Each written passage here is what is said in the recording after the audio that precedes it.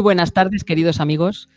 Da comienzo La Espada, este programa de la tarde de los martes, donde tratamos muy diferentes temas que pensamos que os pueden interesar y que os pedimos, primero que nada, que activéis la campanita de notificaciones de En Movimiento, nuestro canal, y el vuestro. Y deis like, levantéis el dedito si os gusta nuestro contenido. Vamos a hablar hoy en el programa de La Espada, Glorias de España, vamos a hablar de una hazaña, una hazaña que tuvo lugar en Flandes hace 400 años. Se celebra ahora el 400, bueno, 4 siglos, el 400 aniversario del sitio de Breda.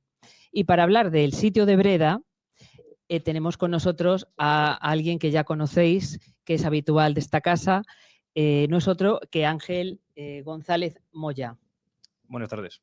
Muy buenas, Ángel, ¿qué tal? Bueno, bien, la verdad. Encantado de estar aquí, como siempre. Bueno, ya sabéis que es presidente de una asociación que queremos muchísimo, los españoles y los madrileños en especial, que es 31 de enero, Los Tercios. Y que es una asociación que trata de poner en valor, de revalorizar, de potenciar, de recordar, de tener siempre presente la ingente labor que hicieron los tercios españoles, ¿no? Que es la infantería de los siglos XVI y XVII en España, ¿no? Eso es. Me lo sé. Bueno, sí, yo no lo hubiera dicho mejor. Pues eso es lo que hacen y lo hacen muy bien. Además, también que están recibiendo, justo este mes de septiembre, están recibiendo un montón de premios de reconocimiento. Cuéntanos un poquito qué habéis hecho, qué eventos habéis tenido y cómo se os ha reconocido vuestra labor. Pues bueno, a ver, sí que es cierto que en verano pues es la época en la que solemos tomar vacaciones, pero este año ha habido un poco de excepción, sobre todo en el mes de junio, que es normalmente cuando ya... por una cuestión al final de que todo el mundo pues, se va de casa, todo el mundo coge sus vacaciones, pues no solemos hacer mucha actividad. Pero hace unos meses, en torno al mes de febrero, contactó con nosotros el cuartel general del Ejército de Tierra, concretamente Marca Ejército. Desde aquí pues mandar un saludo al coronel Rufino Calleja, que nos atendió de mil amores y es la persona que depositó su confianza en nosotros porque, bueno, este año, pues lógicamente, ya sabéis que se conmemora el año de 1625, el Annus Mirabilis, ¿no? Que es como, por así decirlo, nuestro año top, vamos a decirlo así. El top 10. Sí, sí. Pues seríamos un top 3 de años de España, probablemente 1625 estaría ahí. Porque se conmemora tanto el sitio de Breda como la empresa de Salvador de Bahía, que fue en el mismo año y a la vez. Cosa que, bueno, eso luego cuando hablemos en profundidad del sitio de Breda lo comentaremos porque es una de las cosas importantes, ¿no? Y bueno, pues lógicamente, pues el Ejército de Tierra, como todos ustedes saben, en junio organiza sus premios. Entonces, pues sabéis que tiene pues, el premio de pintura, el premio de poesía, el premio de escritura, un montón de premios. Y bueno, pues este año, lógicamente, la temática tenía que ir centrada en la efeméride, no puede ser de otra manera. De hecho, el título lleva el mismo título que el congreso que nosotros realizamos, internacional, académico, este año, junto con la Universidad de Budapest, Universidad de Shanghái, Universidad de Oxford, que se celebró aquí en Madrid, con sede en la Universidad Carlos III y la segunda parte en el Instituto de Historia y Cultura Militar, que se llama De Pavía a Breda, porque Pavía fue en 1525, Breda 1625. Entonces fueron esos 100 años de incontestable dominio del ejército y de las armas hispanas, de la monarquía católica, como también se la conoce. Y pues lo cierto es que nos sorprendió muchísimo la idea que tenían, porque nosotros esperábamos algo muy, muy al uso, ¿no? De pues, típico acto formal, militar, y no, todo lo contrario. Yo cuando me dijo el coronel, no, es que esto tiene que ser tipo un musical, y yo, ¿cómo musical? Y claro, yo así, ¿cómo? Y sí, un musical. Entonces, sí que es verdad que estuvo muy divertido, nos lo pasamos muy bien, estuvimos con la Asociación Cultural Española, desde aquí un saludo a Ramón, porque yo me lo he pasado muy bien trabajando con él, y con distintos actores y bailarines muy profesionales, todos, bueno, bastante reconocidos, como Pablo Puyol, que probablemente mucha gente de la que nos esté oyendo le conoce, porque ha salido en muchísimas producciones importantes de televisión. Y lo que fue el evento salió muy bien, la verdad. Fue el día 19 de junio, si no recuerdo mal. Y pues bueno, estuvo presente, pues lógicamente, el Estado Mayor del Ejército de Tierra y Su Majestad el Rey, con el que tuvimos la oportunidad de poder hablar. Y bueno, pues hicimos un poco la broma Sabéis que en los tercios, cuando se creaba un tercio, se creaba una conducta real, que es un documento en el que, bueno, pues tú se escribía pues, que Su Majestad pues, autorizaba en tal fecha, en tal sitio, a levantar una compañía de un tercio. Pues nosotros llevábamos una réplica de broma y pues se nos ocurrió pues, pedirle a Su Majestad que si nos la podía firmar pues, para reclutar un tercio Sí. y demás. Y bueno, pues es verdad que pues, le hizo gracia la idea, pues nos lo firmó y nos hizo la broma. Así que bueno, pues podemos decir que por lo menos tenemos la conducta real ya firmada. Sí que oficialmente creo que podemos reclutar tercios. A raíz de esto, pues en agosto a finales recibimos un correo del Estado Mayor que nos invitaba a una celebración en el cuartel general hará unas 2 semanas, en la cual pues, bueno, pues tuvimos el honor y el placer pues, de recibir una distinción en nombre del Ejército de Tierra por la colaboración de nuestra asociación en la organización de los premios del Ejército de este año y la trayectoria que viene sumando la asociación. De hecho, a raíz de esto, pues es verdad que ya teníamos buenas relaciones con las Fuerzas Armadas, ya teníamos muy buenas relaciones con el Instituto de Cultura e Historia Militar, que día a día se van incrementando. Este lunes, hace unos días, tuvimos la reunión con el grupo de mando y pues empezamos a preparar distintas actividades que queremos organizar con ellos, como el primer certamen de pintura histórica que se va a celebrar orientado en los siglos de oro. Vamos a realizar también distintas presentaciones. Se está planteando un congreso internacional sobre los tercios en el Mediterráneo, en el que va a haber presencia también, lógicamente, de distintos académicos que también vendrán de Argelia y de Marruecos como principales implicados, porque al final hay que tener de los dos bandos que combatieron. Pues es verdad que nos parecía que, como en todos los actos de 31, se busca totalmente el rigor histórico. Entonces sí que es cierto que al hablar de un conflicto bélico en el que hay inmiscuidas distintas potencias, poder contar con las dos visiones siempre creo que es más enriquecedor. Luego, además de eso, estamos preparando ya actividades para el propio día 31 de enero. Ya estamos trabajando en ello, porque ya sabéis que es el acto grande, la Semana de los Tercios, que se celebra, pues, como nuestro propio nombre indica, la semana previa al 31 de enero. Y bueno, pues este año las jornadas del instituto se seguirán celebrando, estas jornadas. Y tenemos alguna sorpresa para el día grande, para el día 31 de enero, que es sábado, al que yo invito a todo el mundo a la Plaza de la Villa a acercarse, porque, como dicen ahora los jóvenes, se vienen cositas. Bueno, es que supongo que vendrás a contárnoslo, ¿no? A la espada. Sí, de hecho, bueno, ya sabéis Estás invitado, ¿eh? Ya sabéis que muchas veces aquí os cuento alguna exclusiva, o sea que sí, o sea, contad con que en cuanto confirmemos varias cosas, las revelaremos. Por ahora no puedo decir nada porque no lo hemos confirmado aún y por el momento es alto secreto porque estamos ahí aún hablándolo sí. Con el ejército, pero bueno, sí que es cierto que, como ya sabe todo el mundo, pues nuestro propio nombre lo indica, el 31 de enero es la fecha que nosotros hemos elegido y que, asesorados por nuestros académicos, pues queremos que se convierta en el Día Nacional de los Tercios.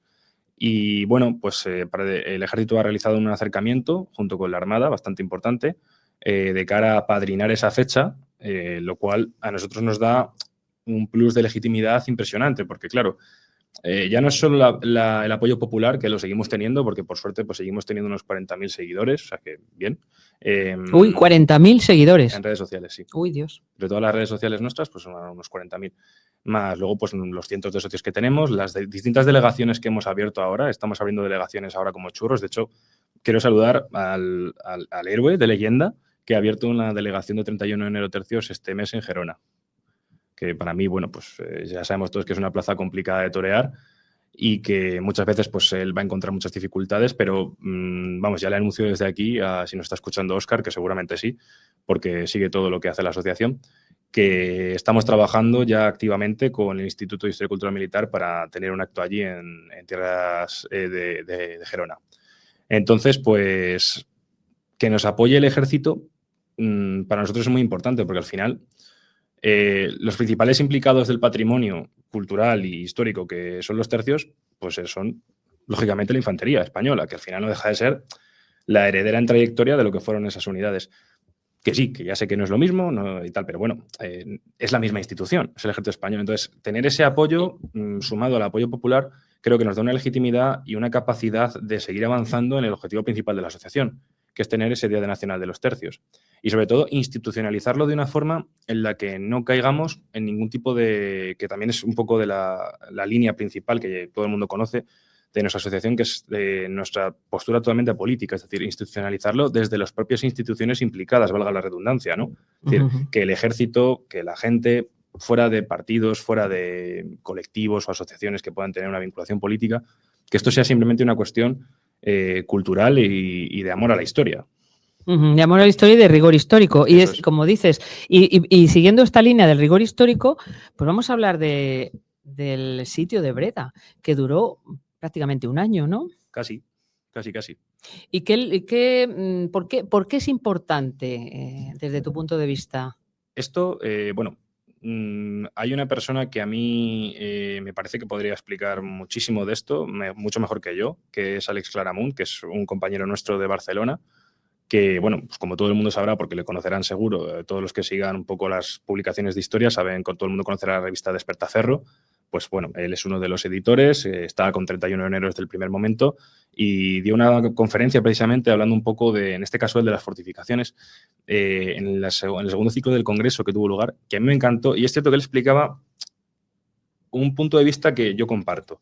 Y es que Breda, primero, es una de las ciudades más importantes que había en Flandes en aquel momento. Entonces, digamos que el impacto al enemigo, entre comillas, ¿no? Porque yo ahora no quiero matar a ningún holandés, es en distintas vías. Por un lado, tienes que el golpe a la moral de perder una ciudad, una plaza muy importante como Breda, es un golpe muy fuerte para ellos. Segundo, Breda es una ciudad, era una ciudad, que debido a sus canalizaciones de agua y su entrada de mar, por así llamarlo, era un enclave importantísimo de logística para el ejército rebelde.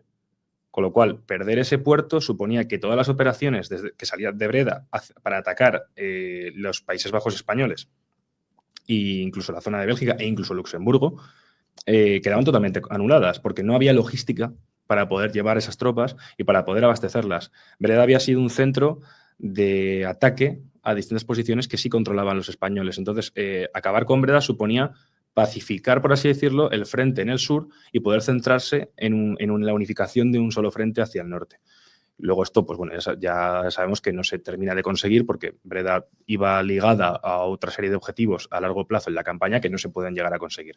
Pero es cierto que la pérdida de Breda supone que durante unos años pues, la capacidad de contraataque del ejército rebelde se va a ver muy diezmado y sobre todo asienta muchísimo, vamos a llamarlo, porque es cierto que el número de tropas españolas no va a variar, pero propagandísticamente, vamos a llamarlo así, da esa imagen a todo el mundo de que la monarquía católica, la monarquía hispánica, sí, bueno, está rodeada, pero es que le da igual. De hecho, la clave de por qué consideramos 1625 como un año clave en el estudio de lo que es el Imperio Católico, el Imperio Español, es porque a la vez del sitio de Breda se está llevando a cabo la expedición de Salvador de Bahía. Salvador de Bahía, para el que no lo sepa, es una ciudad que está en Brasil, que era portuguesa, por ende, en aquella época española, y que cae en manos de los holandeses en un golpe de mano que ellos nos dan allí y toman la ciudad. Una ciudad que está muy bien fortificada, muy bien preparada, como Breda, exactamente igual, y la monarquía hispánica no solo es capaz de lanzar en ese mismo año de 1625 y 1624, porque Breda empieza antes, no es que sean capaces solo de poner sitio a Breda con un ejército de decenas de miles de hombres, una capacidad logística impresionante que ahora vamos a ver, las obras de campaña que se realizaron allí, pues son una locura. No solo es que además de eso la monarquía hispánica lleve ya sosteniendo en Flandes una guerra de décadas, sino que es que a la vez la monarquía hispánica, y repito esto, o sea, estamos hablando del siglo XVII, es decir, los UAV y los Drone Predator no existían. O sea, la máxima tecnología de mensajería y de coordinación bélica era, yo qué sé, Fray Francisco y su borrico con la carta. Entonces, o el tío que tenía que coger un barco y tardaba un mes en llegar a América. Entonces, claro, que en el Consejo de... Esto lo hablábamos en el Congreso con nuestro compañero y director académico, Enrique Martínez Ruiz, que como todo el mundo sabe, pues es uno de los mayores expertos de historia moderna del mundo. Y él lo hablaba y él lo comentaba y yo decía, jolín, es que es verdad. Él decía, jolín, tú lees las cartas que él... Bueno, claro, él las ha leído y él me decía, yo leo las cartas del Consejo de Estado y es impresionante, dice, porque es que ni siquiera le daban mucha importancia a esto, era como de, bueno, pues una campaña más. Es decir, lo tenían tan asumido que la monarquía hispánica tenía que estar en distintos teatros de operaciones a miles y miles de kilómetros unos de otros, que es que estaba totalmente asumido, no era una cosa para ellos excepcional. ¿Qué quiere decir esto? Que la monarquía hispánica en aquel momento tiene un poder y una capacidad militar y logística que no tiene ningún país del mundo, porque claro, es que tenemos Breda, es que a la vez está Salvador de Bahía, es que a la vez tenemos el Mediterráneo, que se nos olvida muchas veces, pero el Mediterráneo moviliza muchísimos barcos y muchos miles de hombres para combatir. Es que tenemos el frente en Italia, que aunque esté tranquilo, siempre tienes el problema de los protestantes alemanes y de los otomanos al lado. Y a la vez tienes que defender Filipinas, tienes que defender tu imperio y tienes que retomar Salvador de Bahía, que es una plaza muy bien fortificada. ¿Eso qué quiere decir? Que mientras otros países europeos en la época apenas podían sostener un ejército medianamente regular, España está sosteniendo distintos grupos de operaciones y distintos ejércitos a la vez, simultáneamente, con una coordinación que para la época es muy avanzada. Entonces, donde realmente creo que también hay que mirar en el sitio de Breda es que es el símbolo del poderío militar de la monarquía hispánica y de su capacidad militar. Porque es capaz de plantarte 30.000 tíos en Breda a tomar esa ciudad y a la vez plantarte otros 30.000 en Salvador de Bahía, que por cierto encima le pegan una paliza a los holandeses que los pasan por encima. Porque en menos de un mes ha caído toda la resistencia holandesa. Para una plaza que se estimaba que a lo mejor podría tardar en caer 2 años. Pero, ¿qué características tenía esa ciudad medieval fortificada Breda, para convertirse en un bastión tan difícil de abatir? Porque Breda no es una ciudad medieval fortificada. Breda es una ciudad moderna fortificada. Es decir, Breda tiene resquicios de lo que eran las fortificaciones medievales, pero Breda era una ciudad que se había modernizado mucho en sus fortificaciones. Entonces, claro, tenemos distintos niveles, de hecho, de fortificación con traza italiana, distintos baluartes. Hay un plano que mostró Alex que a mí me encantó, que además se muestra muy bien. Es prácticamente contemporáneo, unos años después. Pero es verdad que tú lo ves y claro, hay una serie de fosos, una serie de canales que rodean la ciudad. Si tú rompías los diques, rodeas la ciudad prácticamente. Distintos baluartes, distintas trazas italianas que están además interconectadas entre ellas. Entonces, realmente es que la ciudad era inexpugnable. Es que un asalto frontal a esa ciudad era prácticamente imposible, como de hecho no lo hacen los españoles. Spinola tampoco es tonto. O sea, Spinola llega ahí, ve eso y dice, vale, sí, ahora vamos, espera. Entonces, claro, o sea, él, que además ya en aquel momento es perro viejo, ve aquello y dice, bueno, pues va a ir por allí a asaltarlo quien yo te diga. Va a ir Martín Lutero, porque yo no. Entonces, ¿qué hacen los españoles? Ponerle sitio. Cuando tú no puedes tomar una ciudad, para el que no lo sepa, pues lógicamente, pues si no lo puedo tomar por la fuerza de las armas, lo tomaré por la fuerza del hambre. Pero claro, Breda también tiene un problema para hacer eso. Es que Breda tiene entrada de mar. Entonces, Breda es una ciudad a la que le da igual quedarse aislada por tierra. Pues vale, si tengo todos los barcos que me van a ir abasteciendo todos los días, como de hecho ocurría. Entonces, sí. España, el ejército de Flandes, tiene que, pues básicamente, arremangarse y decir, bueno, pues esto hay que currárselo. Y lo que van a hacer es crear una serie de fortificaciones y de trincheras que van a rodear toda la ciudad. Y no solo eso, sino que por miedo, como luego se demostró, a refuerzos enemigos que podían atacar por la espalda, se crean 2 líneas. Una para sitiar la ciudad y la otra para defender el sitio. Entonces estamos hablando de kilómetros y kilómetros y kilómetros de fortificaciones, trincheras, baluartes, puestos de artillería en todas las direcciones. ¡Qué barbaridad! Pero estos son los ingenieros, ¿no? Los ingenieros que se encargaron, fueron los que planificaron toda esta infraestructura de sitio para poder... Sí, pero es que además hay que contar que ambos bandos contaban con muy buenos técnicos en aquel momento, porque los holandeses tampoco se quedan cortos. O sea, los holandeses, la defensa que ellos plantean está muy bien planteada. Y, de hecho, va a ser muy costoso cada metro de tierra que se le tome al enemigo. O sea, van a haber minas, contraminas, que esto, bueno... para que no sepa, son túneles que se crean por debajo, se intenta llegar hasta debajo de la muralla para colocar explosivos, detonarlo y volar una parte de la muralla o un fuerte. Y una contramina es el túnel que se hace buscando a los que hacen la mina. Dios mío. Entonces, claro, el problema es que además esas batallas sí que son brutales, eso era lo peor que podía ocurrir, de hecho la mayoría no sobrevivían, porque es que pueden pasar muchas cosas. O sea, primero, que la ventilación no hay. Entonces, un escape de azufre. Falta de oxígeno, que incluso ellos, cuando descubrían otra mina, envenenaban el aire de la otra mina. O sea, estaba muy avanzada en ese sentido la guerra. Entonces Mm. era muy peligroso hacer eso. Y Breda, pues tuvo de esto, básicamente fue el orden del día. Entonces, muchos soldados van a morir ahí y además la lucha fue muy encarnizada. O sea, hay historias de, pues bueno, de pues, holandeses que han pillado a unos españoles, los han matado y exponen sus cabezas por allí en picas y los españoles se enfadan y entonces cuando viene un holandés le cortan el cuello ahí delante de los demás. O sea, bueno, operaciones de castigo, contramanos, o sea, de todo. Hay, o sea, la Guerra moral... psicológica, eso es guerra psicológica. Sí, sí, claro, pero Claro. también es que hay que tener en cuenta que esto es una guerra que también es una cuestión muy ideológica, porque claro, los rebeldes luchan por una cuestión política, pero también religiosa. Los españoles luchan por una cuestión política, pero también religiosa. Entonces, la rivalidad es muy fuerte y además viene de una guerra bastante cruenta en aquel momento. No solo por parte de los españoles, sino que otras nacionalidades que también combatían con el ejército de Flandes, pues también tenían ya, digamos, ganas a los de enfrente. Entonces, la batalla en Breda es muy encarnizada. Luego, pues Spínola y compañía tienen que solventar el problema del abastecimiento. Entonces, tienen que crear básicamente pues, un talud en el que colocar artillería para abatir los barcos que entraban a Breda y a su vez poder defenderse de la artillería enemiga, que lógicamente no te va a dejar hacer eso tranquilamente, y los propios barcos, que algunos lógicamente pues, te van a contestar al fuego.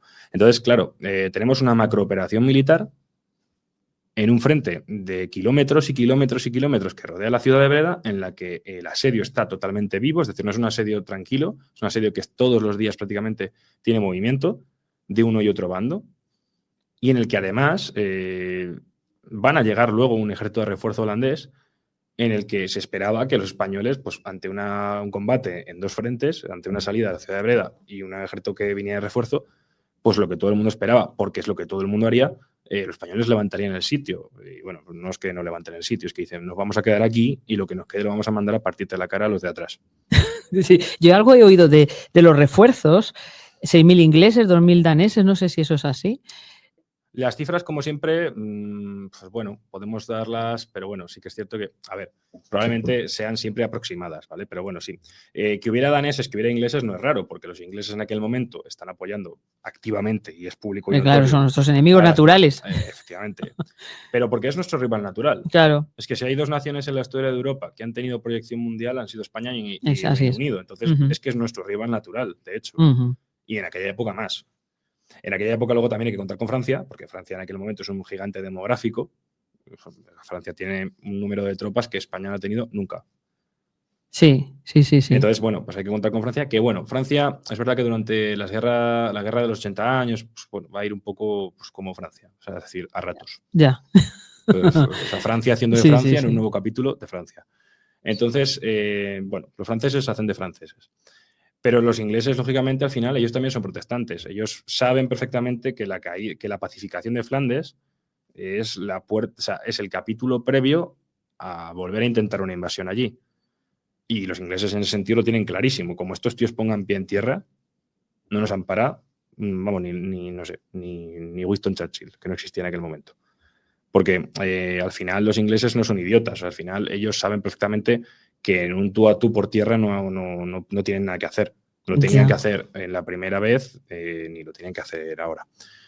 Y pues bueno, los daneses, los suecos, los alemanes, durante todas las guerras que va a librar España o lo que librarán nuestros aliados en Austria, en el Sacro Imperio, las naciones protestantes se van a apoyar entre ellas como nos vamos a apoyar las naciones católicas. Claro. Es decir, España no está allí, el ejército español allí no está hecho solo de españoles. De hecho, ya sabéis que los españoles son una minoría, pero la minoría de élite. Sí. ¿158 piqueros? Bueno, eso depende de la crónica que cojamos, pero... ¿Solo 158 piqueros es posible? Y frente a, 300 infantes ligeros, 65 ballesteros, frente a 6.000 ingleses y 2.000 daneses. ¿Eso es posible? Parece mágico, no sé. Esto parece increíble. Yo no sabría decirte porque al final son las crónicas... ¿Son superhombres? Son superhombres estos... Pero claro, es que puede ser perfectamente que sí. O sea, no te puedo decir que sí, pero tampoco te puedo decir que no. Porque es que ya hemos visto muestras de que un puñado de estos tíos eran capaces de hacer cosas pues que decías, bueno, pues vale, pues ¿qué ha pasado esto? Sí, pues porque tú me lo cuentas y porque lo estoy viendo, si no, no me lo creería. Ya. Pero es que, bueno, también es verdad que hay que tener en cuenta una cosa, que a veces en las cifras de esta época decimos, es que mira, hay 20 españoles que se han cepillado a 200, yo qué sé, alemanes. Claro, es que también hay que hablar de la profesionalidad del ejército, lo hemos hablado muchas veces aquí. No es lo mismo un ejército de leva en el que nos reclutan mañana para irnos al frente de, yo qué sé, por no decir ningún país real, pues de Narnia. Y vamos tú y yo, que no tenemos ni idea, pues somos civiles, y vamos tú y yo, el hijo del pescadero y el charcutero. Y enfrente, pues aparece un Navy SEAL. Bueno, pues muy bien, pues probablemente, aunque le superemos en 10-1, probablemente acabemos bastante mal. Sí. Si no es que perdemos.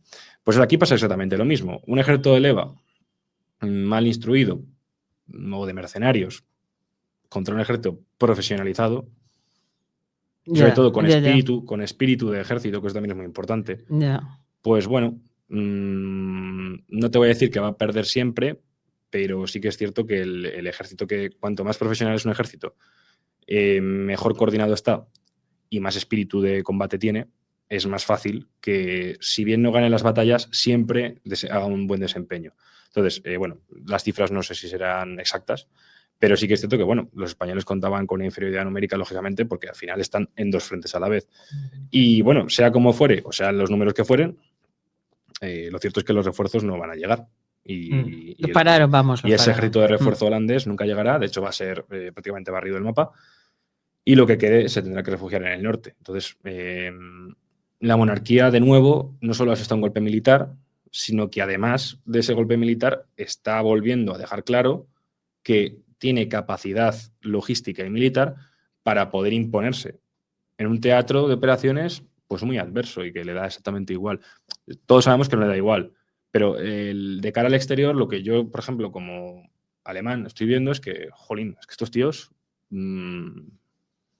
les están dando por todos lados y les da exactamente igual. Sí. Entonces, sí. Los holandeses eran duros, o sea, eran duros porque los que estaban en la ciudad racionaban todo, racionaban la comida, y las tiraron y las tiraron y las tiraron. Hay que decir que Breda también estaba muy bien abastecida. Claro. ¿Vale? Breda es una ciudad que, pues, por su propia composición, supongo, y por lo estratégico que era el enclave, Breda de por sí está bien abastecido. O sea, no es una ciudad que le pillara de sorpresa el tema.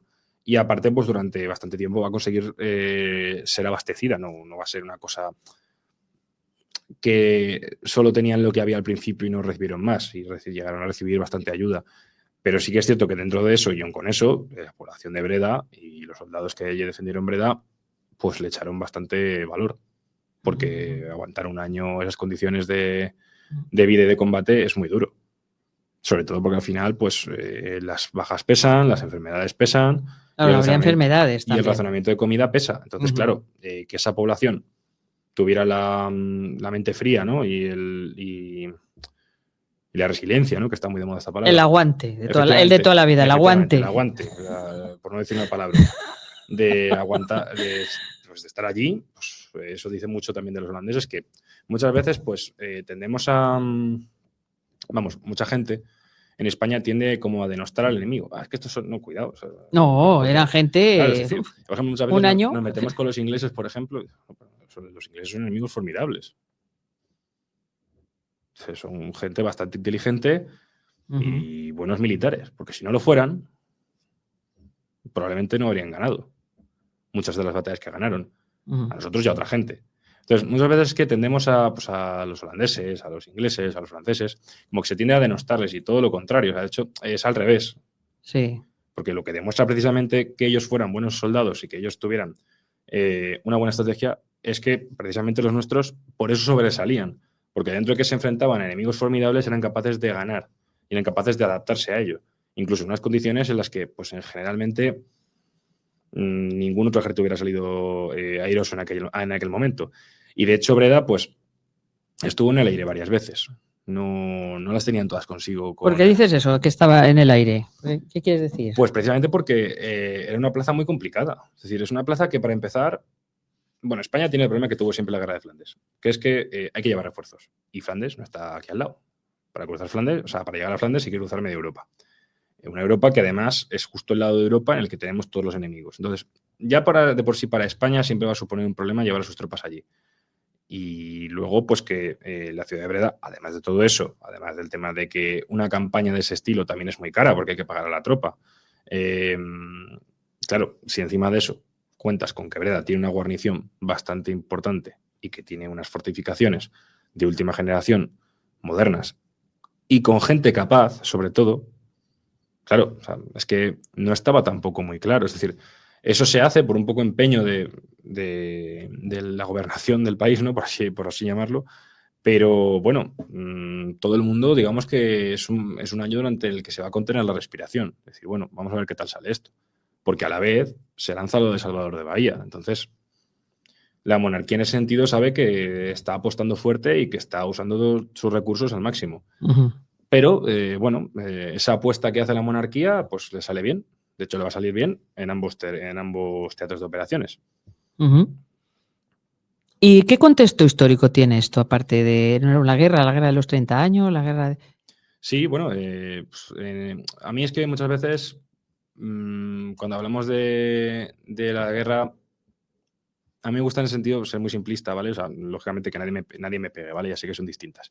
Pero es verdad que al final todo esto se engloba en lo que coloquialmente se llaman las guerras de Flandes, pero es que de verdad, a mí es un término que me gusta llamarlos guerras de Flandes, porque al final son dos caras de la misma moneda. Sí, es cierto que luego hubo un periodo de paz, la Pax Hispánica, tal, la pacificación, que luego se va a morir, no me sale el nombre de esta mujer, que la pone el rey, bueno, no me acuerdo ahora, que fue gobernador de los Países Bajos, que luego muere. Joder, luego me vendrá, es de lo más importante y se me ha olvidado.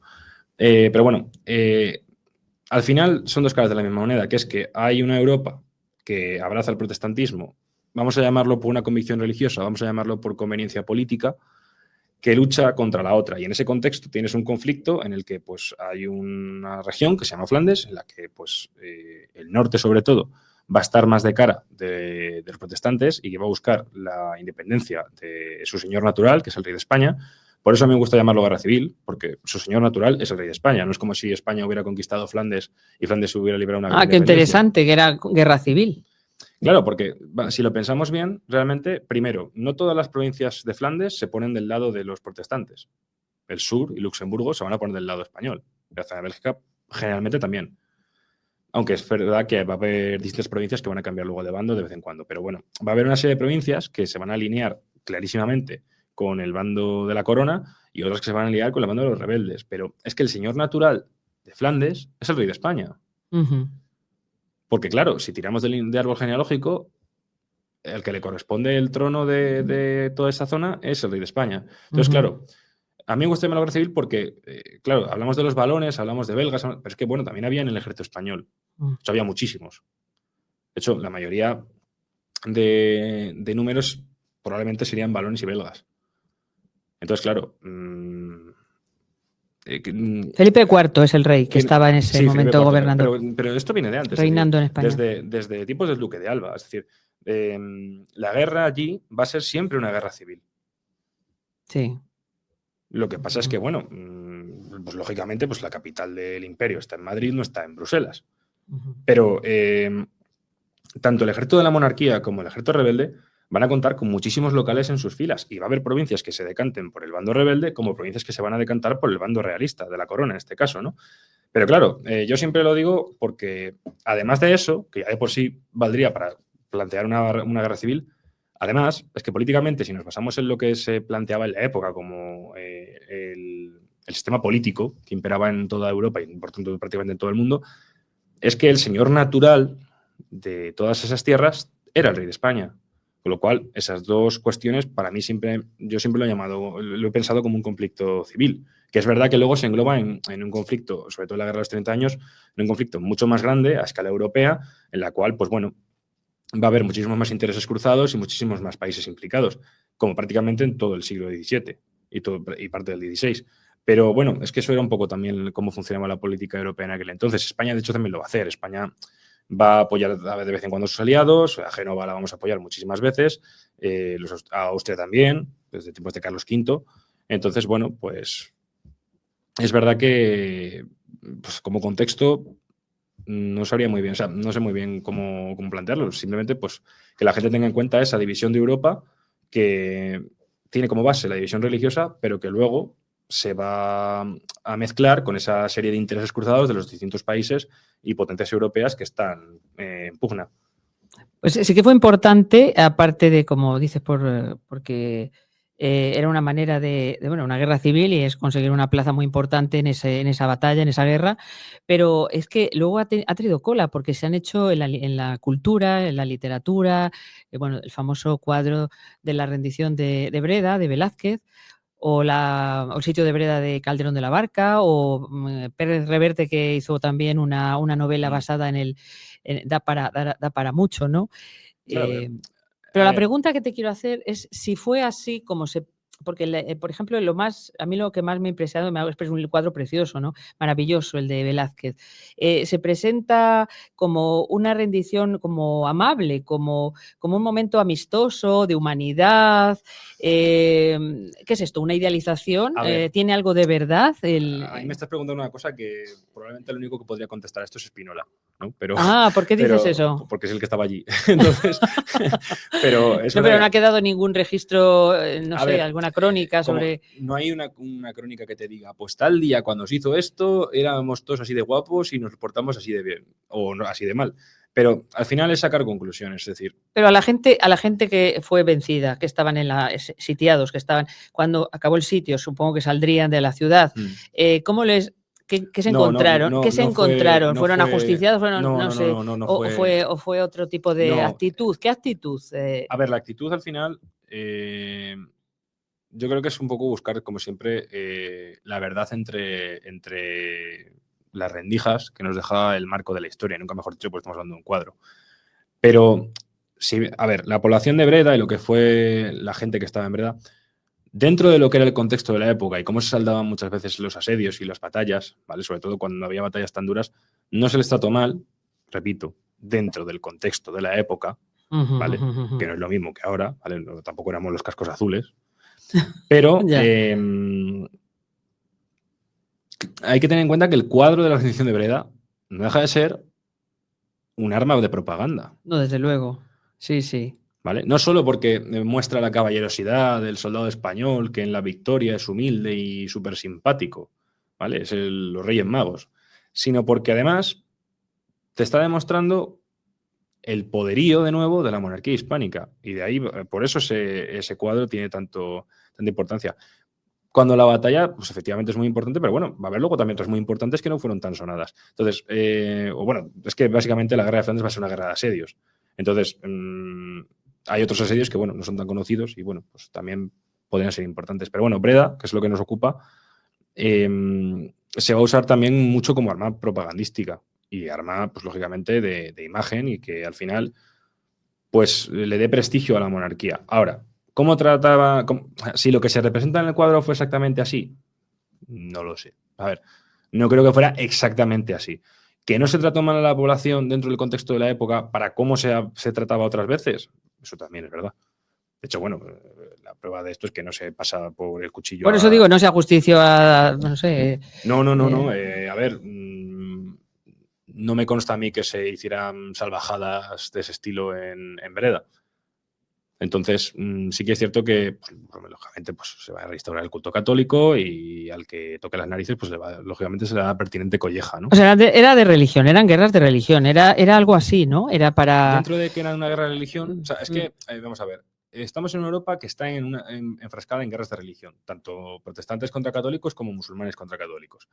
Y dentro de todo este tinglado y toda esta ensalada de guantazos que había en Europa, tenemos Flandes que además del problema religioso hay un problema político. Entonces, Flandes, dentro de Europa, había otros sitios que también tenían problemas políticos, pero es verdad que Flandes estaba muy definido. O sea, era un problema que además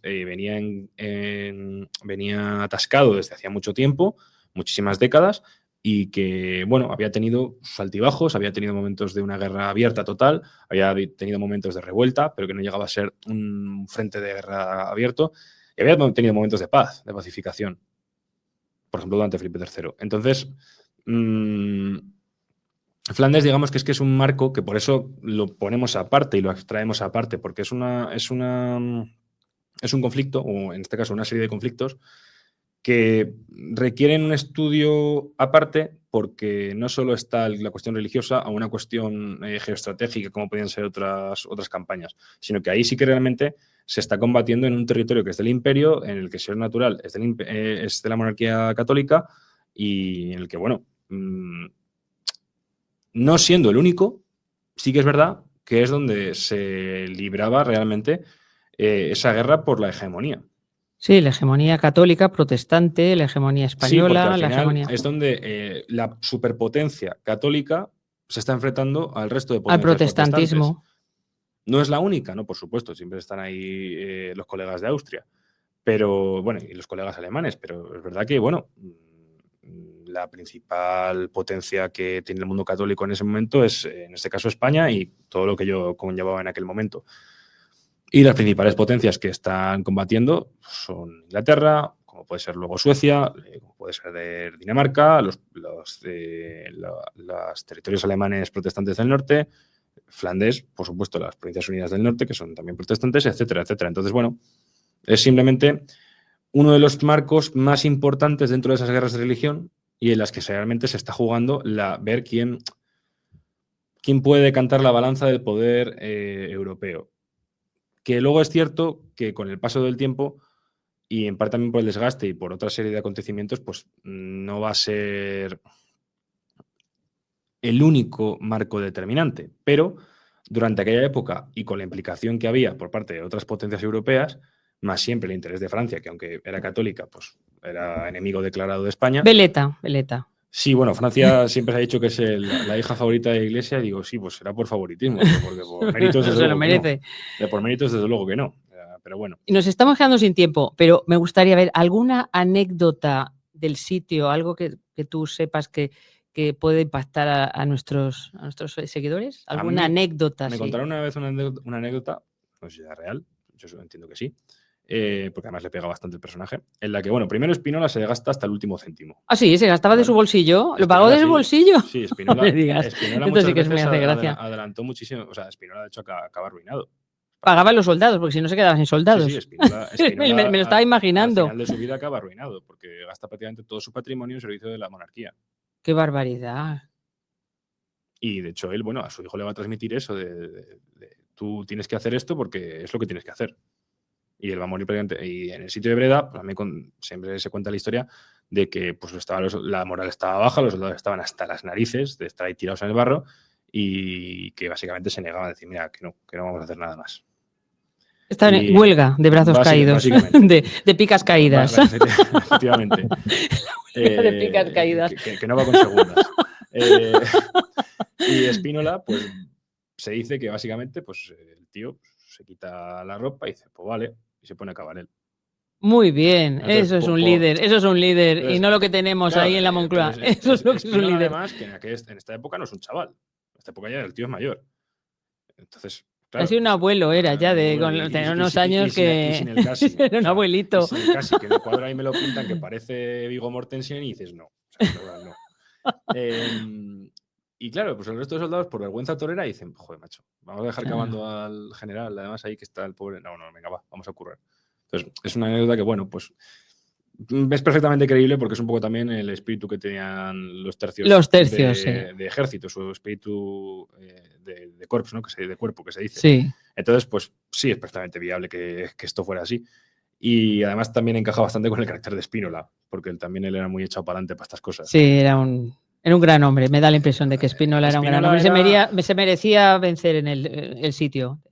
Rendir a los holandeses, protestantes. Spínola, al igual que otros comandantes que estuvieron en Flandes y otros comandantes españoles que fueron determinantes en los tercios, hubieran merecido bastante más bastantes de ellos. Y que se hubiera tratado mucho mejor. Creo que luego no le pagaron muy bien, no sé, creo que luego hubo problemas con el rey, que le dejaron así orillado. El problema es el que ha habido siempre a lo largo de la historia, yo creo, que es que las personas mediocres que siempre atacan a las que destacan realmente. Claro, la envidia. La envidia es así.